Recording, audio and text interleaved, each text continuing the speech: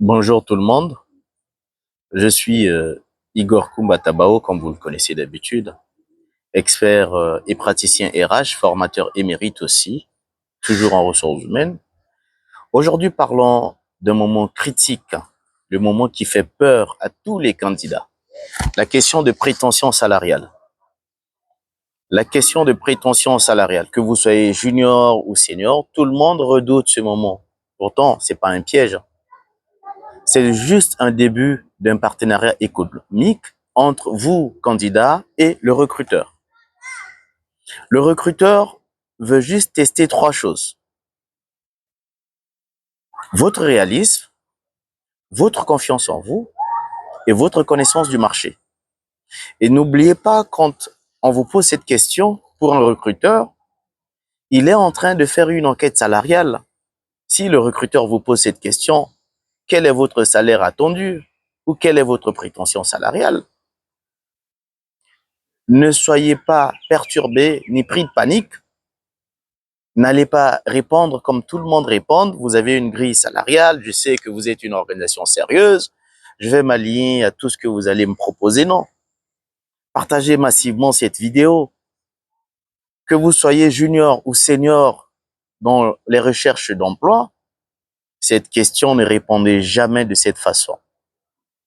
Il faut toujours montrer une fourchette.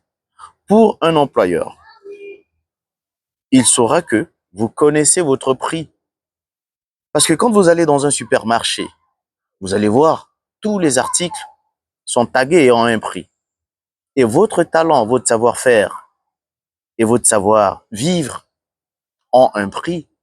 Moi, je connais mon prix. Donc, quand vous allez à un entretien, faites d'abord un petit audit du marché de l'emploi, de la catégorie de la position pour laquelle vous appliquez et amenez au moins un montant qui est raisonnable, pas un montant qui dépasse largement le budget, et tout en sachant que le salaire, ça se discute. Donc, avec cette vidéo, nous vous demandons aujourd'hui, quand on vous pose cette question et quand vous allez dans un entretien d'embauche, il faut montrer un montant.